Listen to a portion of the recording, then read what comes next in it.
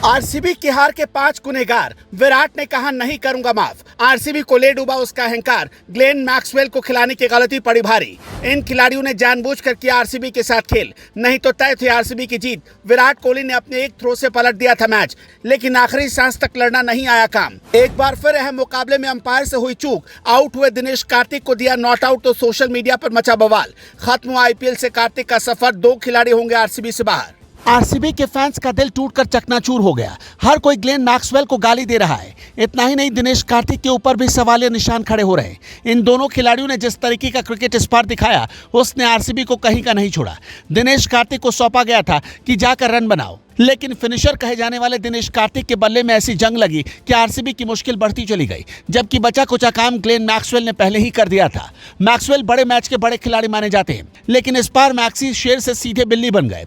RCB की हार में 1-2 खिलाड़ियों का योगदान नहीं रहा, बल्कि कई खिलाड़ी रहे जिनकी वजह से आरसीबी को अहम मुकाबले में हार मिली। बेंगलुरु की सबसे बड़ी गलती की बात करें तो बेंगलुरु की तरफ से बल्लेबाजी में ना तो अच्छी शुरुआत दी गई और ना ही मिडिल ऑर्डर में कोई भी बल्लेबाज कमाल कर पाया। देखा गया कि जिस मैच में विराट कोहली और डुप्लेसी अच्छा खेलते हैं, उस मुकाबले में मिडिल ऑर्डर भी बेंगलुरु का अच्छा खेलता है, मगर इस मुकाबले में मिडिल ऑर्डर चरमराया और उसकी सबसे बड़ी वजह है ग्लेन मैक्सवेल।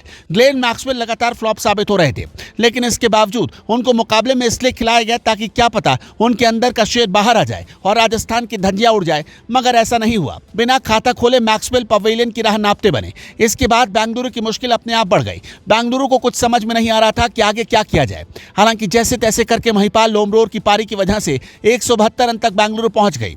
यहां से अच्छी गेंदबाजी की जरूरत थी, मगर शुरुआत में गेंदबाजों ने भी नाक कटवा दी और यशस्वी जायसवाल ने ताबड़तोड़ बल्लेबाजी जब शुरू की तो बेंगलुरु पर दबाव बढ़ता चला गया। यशस्वी जायसवाल ने 45 रन की धुआंधार पारी खेली, जबकि रियान पराग ने भी 36 रन बनाए, जिसकी वजह से आसानी से इस मुकाबले को राजस्थान ने अपने नाम कर लिया। अगर हार के गुनहगार की बात करेंगे तो सबसे पहले स्वप्निल सिंह ने कैच छोड़ा था, जो कहीं ना कहीं भारी पड़ गया। अगर शुरुआत में ही यशस्वी जायसवाल आउट होते तो उसका फायदा बेंगलुरु को जरूर मिलता। कुछ मुकाबलों में सिराज की गेंदबाजी पर सवालिया निशान खड़े हो रहे थे, मगर इस मैच में मियां सिराज ने कमाल की गेंदबाजी करते हुए 33 रन दिए और 2 विकेट चटकाए, जिसकी वजह से मुकाबले में बेंगलुरु काफी हद तक वापसी कर गई। ऐसा लगने लगा था कि यह मुकाबला बेंगलुरु जीत भी सकता है, लेकिन कहते हैं कि कई बार किस्मत आपका पीछा नहीं छोड़ती। पिछले मैच में जो यश दयाल हीरो बने थे, जिनको खिलाया गया था, वही यश दयाल इस मैच के सबसे बड़े गुनहगार बन गए। उन्होंने 3 ओवर में 37 रन खर्च कर दिए, जिसकी वजह से बेंगलुरु की मुश्किल बढ़ती चली गई। कई लोग तो कह रहे हैं कि न सिर्फ ग्लेन मैक्सवेल, न सिर्फ दिनेश कार्तिक, न सिर्फ स्वप्निल सिंह, बल्कि यश दयाल भी बेंगलुरु की हार के असली गुनहगार हैं।